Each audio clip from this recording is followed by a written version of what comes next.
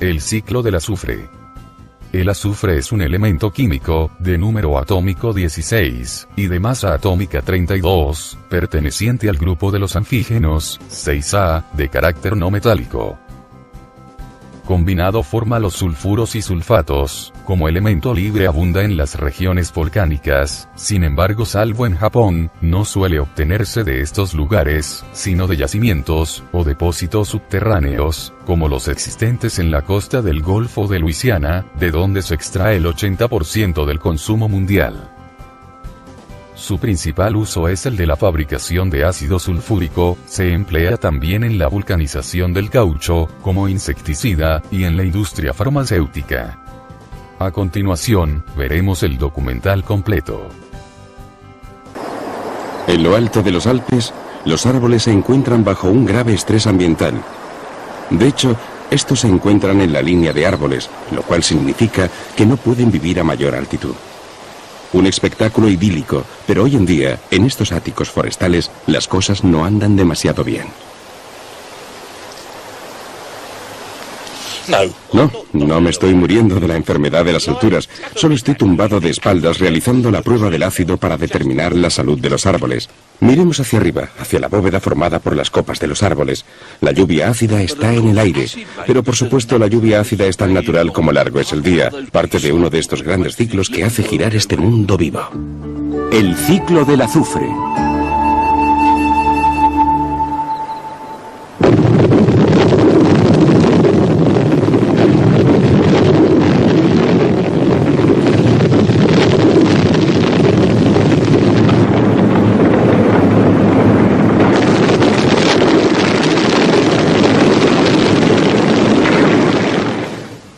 Nápoles, una ciudad construida al pie del Vesubio, uno de los volcanes en reposo más famosos del mundo.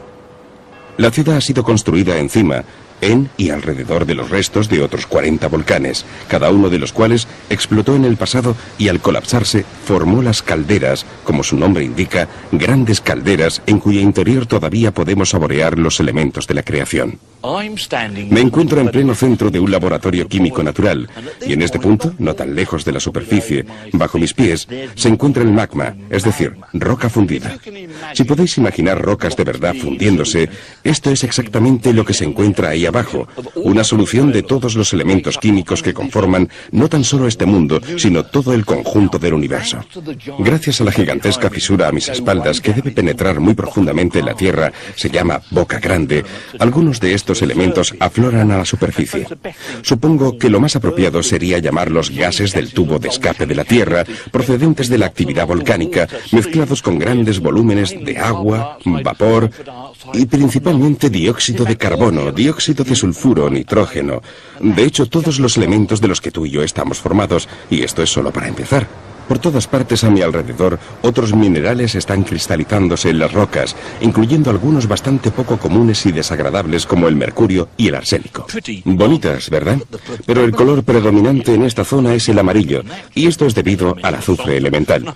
Podéis estar bien seguros de que la última vez que este volcán explotó para formar esta caldera gigante, debió cubrir una extensa área de Italia y más allá, con un polvillo amarillo, de manera que, aunque consideremos a los volcanes como entidades destructivas, también funcionan como gigantescos saleros de azufre, integrando este elemento esencial en los ciclos de la vida. La proteína es la esencia de la vida, y las que conforman nuestro cuerpo contienen minúsculas cantidades de azufre. En efecto, incluso nuestro pelo está hecho de una proteína llamada queratina.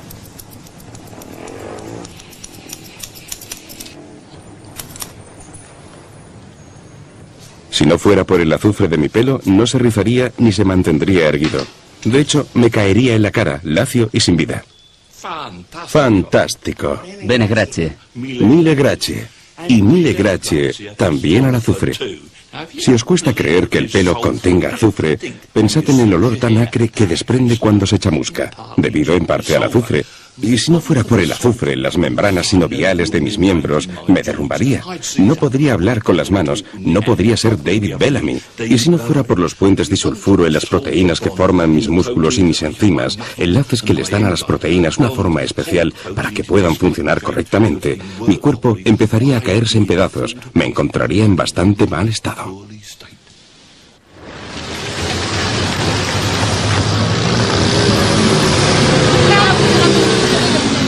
Así pues, como todos los demás seres vivientes, necesito un suministro constante de azufre, ni demasiado ni demasiado poco. Lo consigo con los alimentos que consumo, especialmente los más especiados y sabrosos como el ajo y la cebolla, de gusto acre y picante.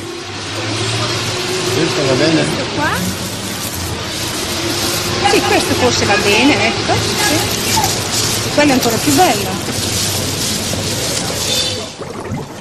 Desde los tiempos de los romanos, la gente ha acudido a Nápoles, no solo para cortarse el pelo o para degustar su sabrosa comida, sino para disfrutar del calor subtropical de la caldera y tomar sus aguas sulfurosas. Hoy en día, existe un moderno instituto de hidroterapia donde se administran de varias formas distintas los beneficios de estas aguas sulfurosas.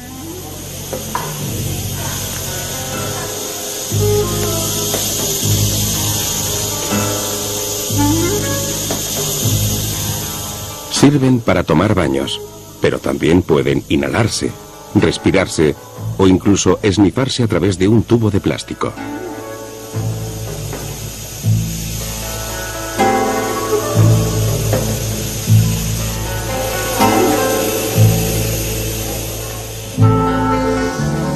Un tratamiento que tenía que probar era un baño de barro volcánico, que combinado con la hidroterapia de aguas volcánicas tan ricas en minerales, alivia a los que sufren de enfermedades tales como el reumatismo y la artritis.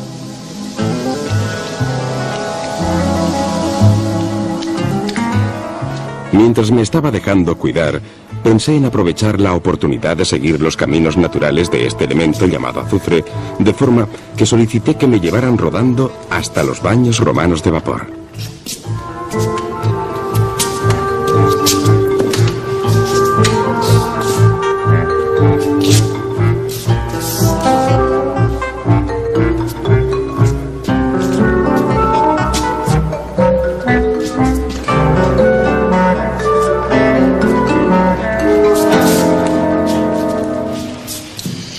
Maravilloso, lo más relajante que haya probado jamás. Y también es muy benéfico para los megabillones de bacterias que viven en mi envoltorio de barro, algunas de ellas con el maravilloso nombre de Solfolobus acidocaldarius, o bacteria consumidora de azufre que vive en los barros ácidos de la caldera. Bueno, una temperatura de 80 grados es demasiado alta para mí, pero es absolutamente perfecta para las bacterias, puesto que ahora están convirtiendo el azufre elemental en dióxido de sulfuro, que por el hecho de ser un gas se eleva en la atmósfera, formando la lluvia ácida y, por supuesto, esparce el azufre en un gran radio alrededor de estos centros de actividad volcánica. Sí, ya estamos llegando a la temperatura de reacción. Está empezando a funcionar. Azufre, parte del aliento de la vida misma.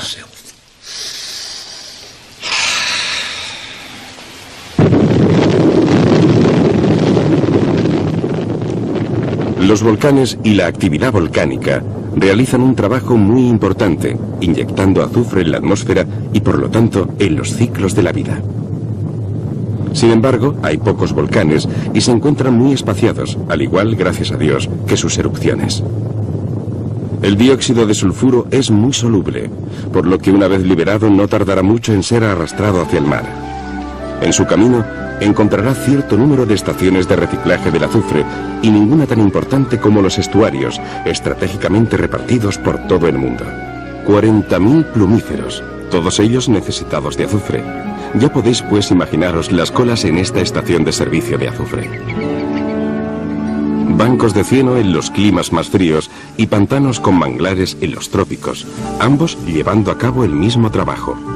Sentar la base de un hábitat en el que la vida está gobernada por el ritmo de las mareas y la falta de oxígeno en el barro. Así pues, hasta las raíces de los árboles tienen poros para respirar.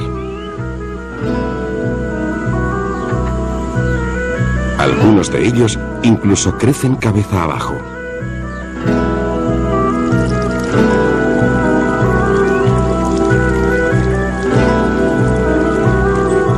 Los cangrejos, que se alimentan de los ricos restos en el barro, pueden sobrevivir durante largos periodos hundidos en el fondo, pero deben salir a la superficie de vez en cuando para respirar aire fresco.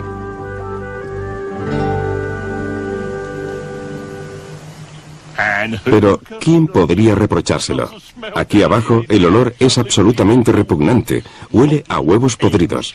El barro, en todas partes del mundo, es el hogar húmedo y sombrío de ejércitos enteros de bacterias que se nutren de los productos de la descomposición. Aquí abajo, en este barro, no hay nada de oxígeno, y por lo tanto, las bacterias producen sulfuro de hidrógeno y otros gases que reconducen a este elemento tan importante, el azufre, de regreso a los ciclos de la vida. Por lo tanto, los ecosistemas de los estuarios son partes clave del ciclo del azufre, al liberarlo de nuevo a la atmósfera bajo forma de gas. El viento arrastra parte de este azufre hacia la tierra, y otra parte acaba en el mar, donde contribuye al crecimiento del plancton.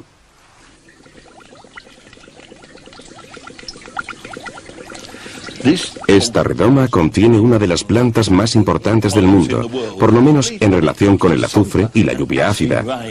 Se llama Emiliania huxleyi y hay millones y millones de esta pequeña planta flotante.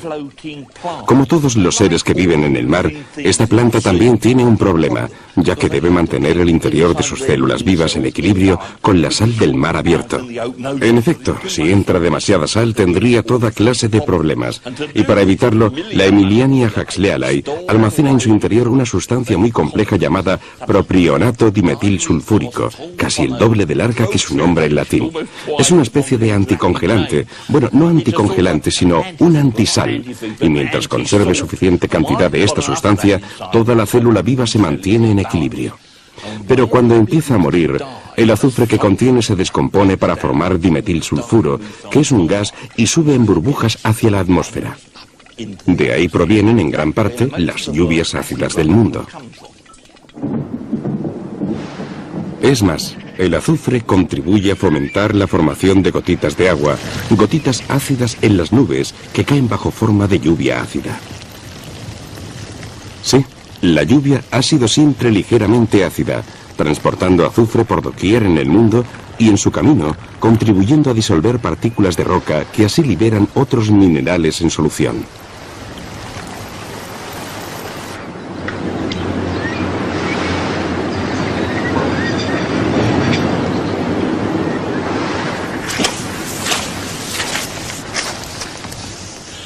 El ciclo del azufre da vueltas y más vueltas, y lleva este valioso elemento incluso hasta las montañas más altas para hacer crecer mis plantas de turbera favoritas.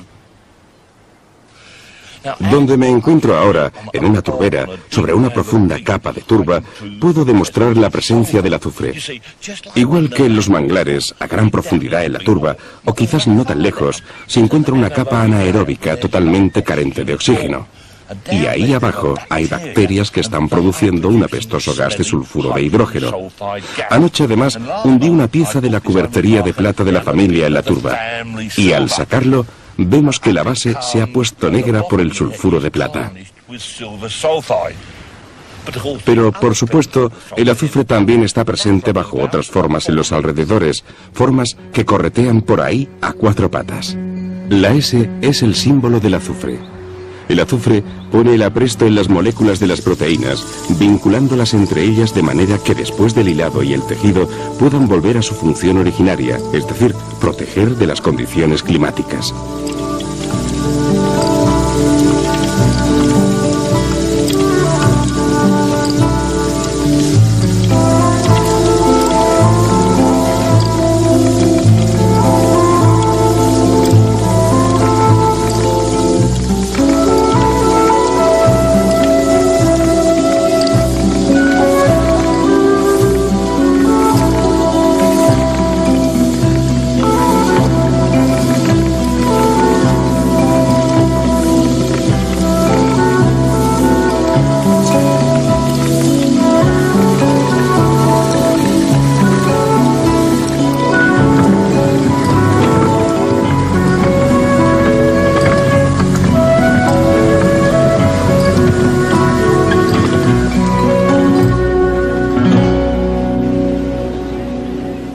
Gracias a la magia del ciclo del azufre y la lluvia, que por naturaleza es siempre ligeramente ácida, Nuestras plantas alpinas pueden crecer sin problemas casi en la cima de la montaña, como esta diminuta cola de caballo. Aquí está, con sus articulaciones y los tallos, y el canal todo a lo largo. Y aquí está el azufre que ha absorbido durante toda su vida. Desgraciadamente, lo mismo sucede con sus antepasados gigantes, como esta cola de caballo fósil, que tiene unos 280 millones de años. Aquí están las articulaciones, solo que menos espaciadas, y aquí están las estriaciones laminadas. Aquí está el azufre que absorbió durante toda su vida.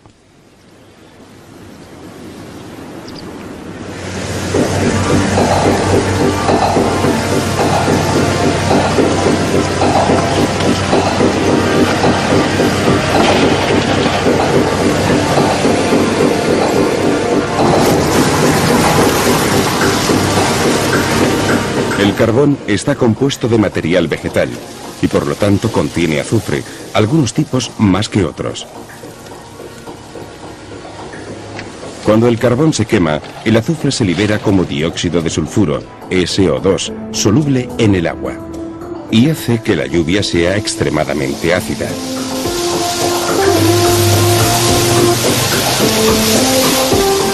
Con el mundo industrializado quemando más y más carbón cada año, y con otras fuentes de ácido como la gasolina, el petróleo y los procesos químicos, no es de extrañar que las cosas vayan mal, de manera cada vez más dramática.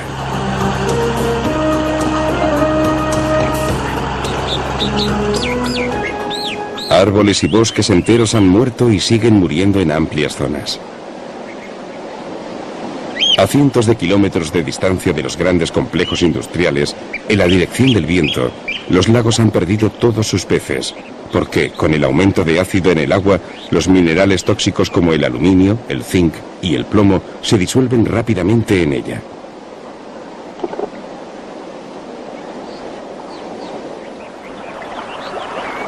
El ciclo del azufre está profundamente perturbado, y en nuestro mundo, partes del planeta están quedando destruidas por el exceso de ácido.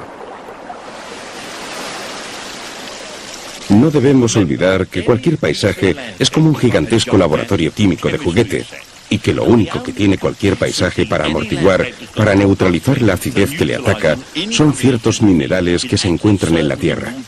Estos minerales solo pueden reponerse con la descomposición gradual de la roca viva, y por supuesto, se trata de un proceso extremadamente lento. Así pues, cualquier tipo de tierra a nuestro alrededor tiene cierta capacidad para neutralizar el ácido. Pero si sucede cualquier cosa en la cuenca que aporte mayor cantidad de ácido que no pueda neutralizarse, entonces pasará a través de la tierra, llegará hasta los lagos y matará a todos los peces. El problema entonces es, ¿podrán algún día volver a funcionar normalmente estos lagos? En un intento para responder a esta pregunta, Loch Fleet, en la costa oeste de Escocia, fue seleccionado como objeto de investigación. Todos sus peces habían muerto de un exceso de ácido en 1970. En 1984 se empezó a estudiar la cuenca entera. El recuento de peces se realizó por medio de presas, y las muestras del agua fueron analizadas para descubrir el nivel de ácido y otros constituyentes químicos clave. En 1986 se añadió piedra caliza en polvo a la cuenca para neutralizar el ácido. La piedra caliza está compuesta de carbonato de calcio que descompone lentamente y neutraliza la acidez de la lluvia, la tierra y, es de esperar, de los lagos. Una tarea ingente en este abrupto terreno, pero se llevó a cabo sin respiro, a un ritmo de 10 toneladas por hectárea. El encalado funcionó y con un poco de ayuda, los peces regresaron para quedarse. Este sistema solo tiene dos problemas. Cuesta una tremenda suma de dinero y produce una gran cantidad de dióxido de carbono. Un típico riachuelo de montaña al que no se le ha vertido nada de cal, burbujeando en su camino hacia uno de los lagos ácidos. Las señoras truchas nadan contracorriente y ponen miles de huevos. Pero las crías no llegan a salir del cascarón. Bueno, quizás sí lleguen a romperlo, pero el bebé trucha se muere. De todas formas, no podrían jamás sobrevivir los 2 años que deberían quedarse en estas aguas ácidas antes de regresar al lago para repoblarlo. Pero justo a mis espaldas, en un par de sencillos cobertizos de madera, está la prueba positiva de que, en cuanto a la supervivencia de los peces, la adición de la cal en el agua es esencial. Los huevos de los peces se incuban en estos tanques, alimentados con agua del río tratada con cal para reducir el nivel de acidez, y todo marcha bien. Los alevines siguen entonces criándose hasta que están preparados para vivir en los lagos rehabilitados de los alrededores. Así, más peces que toleran el ácido pueden ahora exportarse para contribuir a solucionar el problema en otros lugares. La lluvia muy ácida no conoce fronteras y afecta toda clase de formas de vida. Incluso está erosionando algunos de los edificios más famosos del mundo y convirtiendo sus fachadas en poco más que piedra desmenuzada.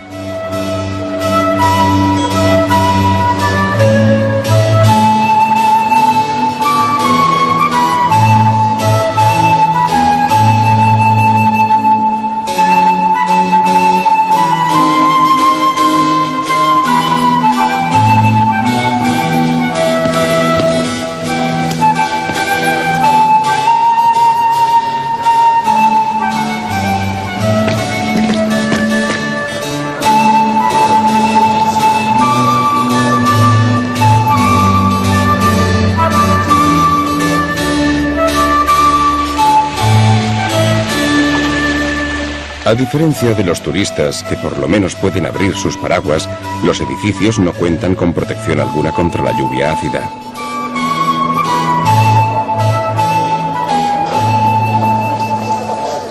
Puedo incluso demostraros cómo funciona.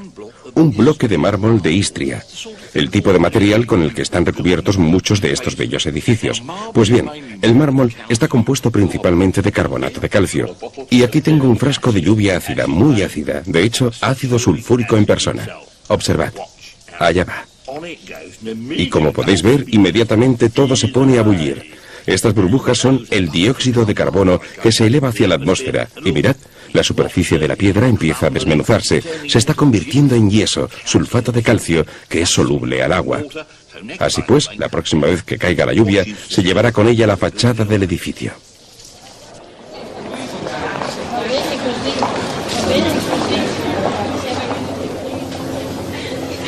Un poco de azufre es bueno para nosotros, pero si absorbemos demasiado, empezaremos a tener toda clase de problemas. La corrosión de esta cara tan agria es debida a la acidez excesiva de la atmósfera. No olvidéis que es la atmósfera que estamos respirando constantemente.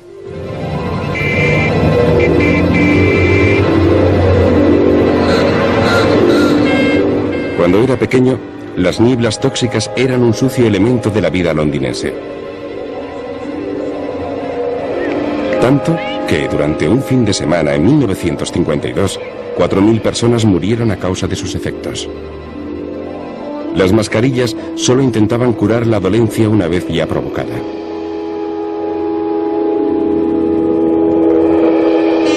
La niebla tóxica procedía del carbón sulfúrico quemado en nuestros hogares.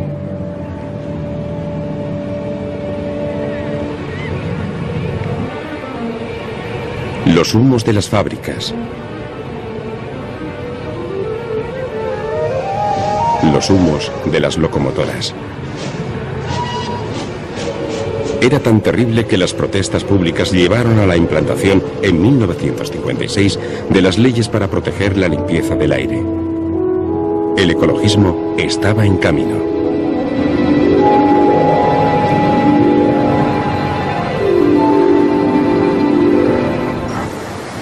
Volvamos otra vez donde estábamos al principio, en la caldera del centro de Nápoles, donde siempre hay un exceso de dióxido de sulfuro.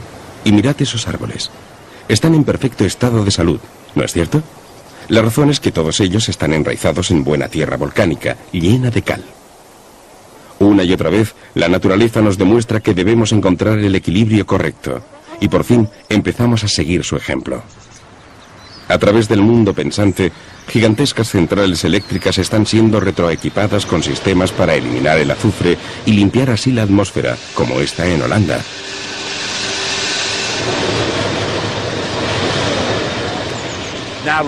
Recordemos lo que hice en Venecia. Añadí ácido a la piedra caliza, que entró en efervescencia produciendo dióxido de carbono que disolvió la piedra caliza. Pues bien, a mis espaldas se encuentra esta torre gigantesca. Esto es exactamente lo que está ocurriendo en ella, pero al revés. Todos estos gases que contienen en potencia esta lluvia superácida suben por la torre y se encuentran con polvo húmedo de piedra caliza que ha sido lanzado desde lo alto, y al encontrarse se produce una reacción que neutraliza la acidez. Cuesta una tremenda cantidad de dinero, pero es un esfuerzo que vale la pena.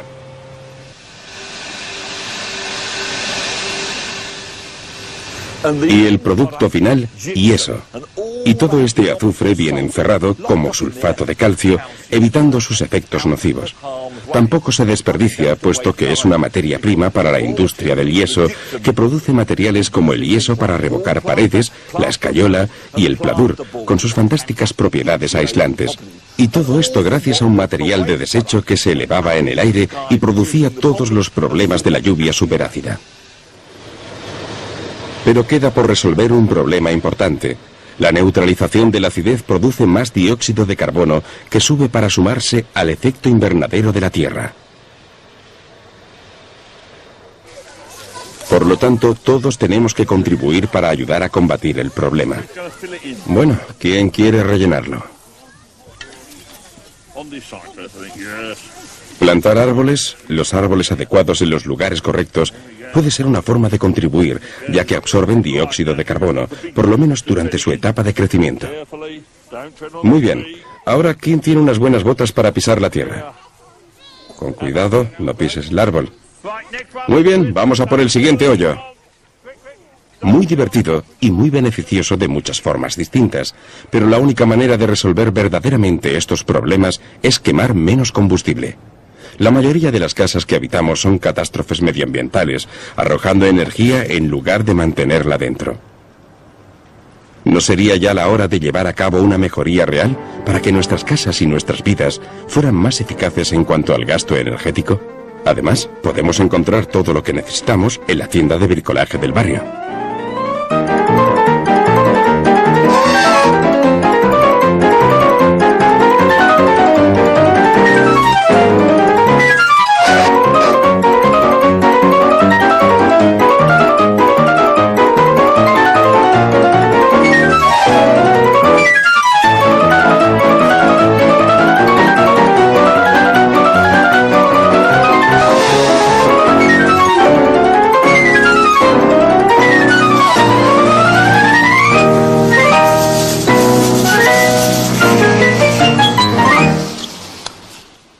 Aquí está, un kit completo de bricolaje puntero para el ahorro de energía.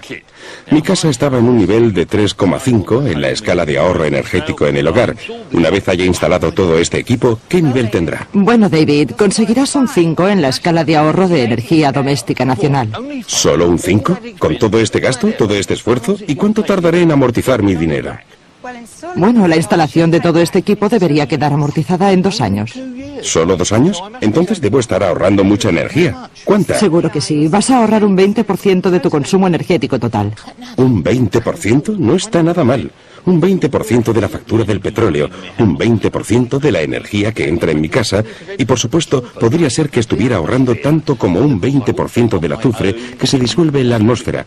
Y por supuesto, también tengo mi propia arma secreta, mis camisetas térmicas y mis calzoncillos largos, un verdadero ahorro energético personal. Pensad en ello. Por cada litro de gasolina o petróleo y cada megavatio de carbón que ahorramos, solucionamos los problemas del efecto invernadero y la lluvia superácida incluso antes de que se produzcan. Por supuesto, no todos podemos gozar de una residencia tan bonita como esta, calentada con los gases del tubo de escape del volcán, pero sí podemos hacer que nuestros estilos de vida tengan más en cuenta el ciclo del azufre. Pero hoy en día, en estos áticos forestales, las cosas no andan demasiado bien. No, no me estoy muriendo de la enfermedad de las alturas. Solo estoy tumbado de espaldas realizando la prueba del ácido para determinar la salud de los árboles. Miremos hacia arriba, hacia la bóveda formada por las copas de los árboles. La lluvia ácida está en el aire, pero por supuesto la lluvia ácida es tan natural como largo es el día, parte de uno de estos grandes ciclos que hace girar este mundo vivo. El ciclo del azufre.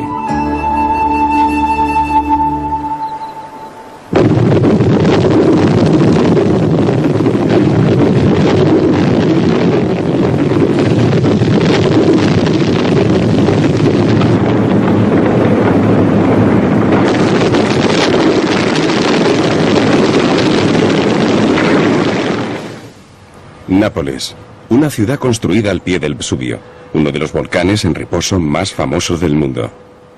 La ciudad ha sido construida encima, en y alrededor de los restos de otros 40 volcanes, cada uno de los cuales explotó en el pasado. El ciclo del azufre. El azufre es un elemento químico, de número atómico 16, y de masa atómica 32, perteneciente al grupo de los anfígenos, 6A, de carácter no metálico. Combinado forma los sulfuros y sulfatos, como elemento libre abunda en las regiones volcánicas, sin embargo salvo en Japón, no suele obtenerse de estos lugares, sino de yacimientos, o depósitos subterráneos, como los existentes en la costa del Golfo de Luisiana, de donde se extrae el 80% del consumo mundial. Su principal uso es el de la fabricación de ácido sulfúrico, se emplea también en la vulcanización del caucho, como insecticida, y en la industria farmacéutica. A continuación, veremos el documental completo. En lo alto de los Alpes, los árboles se encuentran bajo un grave estrés ambiental. De hecho, estos se encuentran en la línea de árboles, lo cual significa que no pueden vivir a mayor altitud. Un espectáculo idílico. Bonitas, ¿verdad? Pero el color predominante en esta zona es el amarillo, y esto es debido al azufre elemental.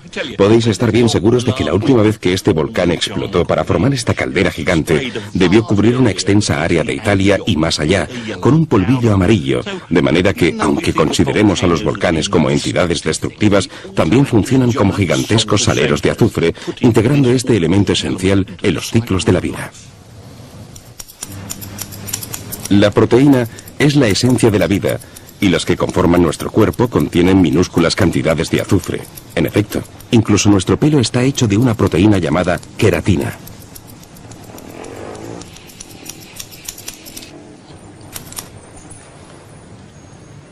Si no fuera por el azufre de mi pelo, no se rizaría ni se mantendría erguido.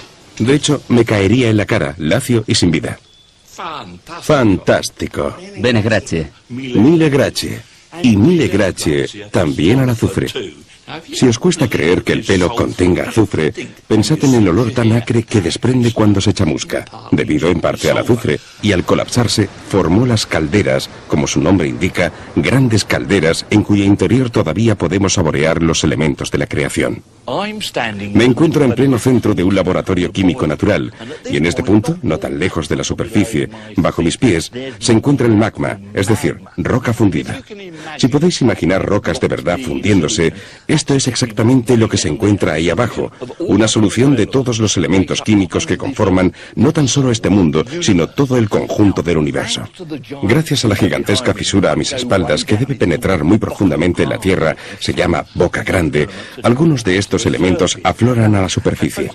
Supongo que lo más apropiado sería llamarlos gases del tubo de escape de la Tierra, procedentes de la actividad volcánica, mezclados con grandes volúmenes de agua, vapor y principalmente dióxido de carbono, dióxido de sulfuro, nitrógeno. De hecho, todos los elementos de los que tú y yo estamos formados, y esto es solo para empezar. Por todas partes a mi alrededor, otros minerales están cristalizándose en las rocas, incluyendo algunos bastante poco comunes y desagradables como el mercurio y el arsénico. Y si no fuera por el azufre en las membranas sinoviales de mis miembros, me derrumbaría. No podría hablar con las manos, no podría ser David Bellamy. Y si no fuera por los puentes de sulfuro en las proteínas que forman mis músculos y mis enzimas, enlaces que les dan a las proteínas una forma especial para que puedan funcionar correctamente, mi cuerpo empezaría a caerse en pedazos. Me encontraría en bastante mal estado.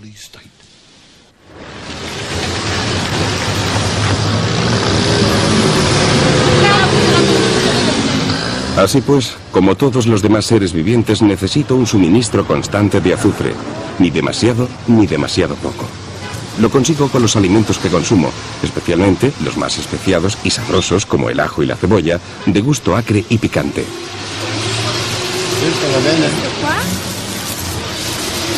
Sì, questo forse va bene, ecco. Sì. E quello è ancora più bello. Desde los tiempos de los romanos, la gente ha acudido a Nápoles, no solo para cortarse el pelo o para degustar su sabrosa comida, sino para disfrutar del calor subtropical de la caldera y tomar sus aguas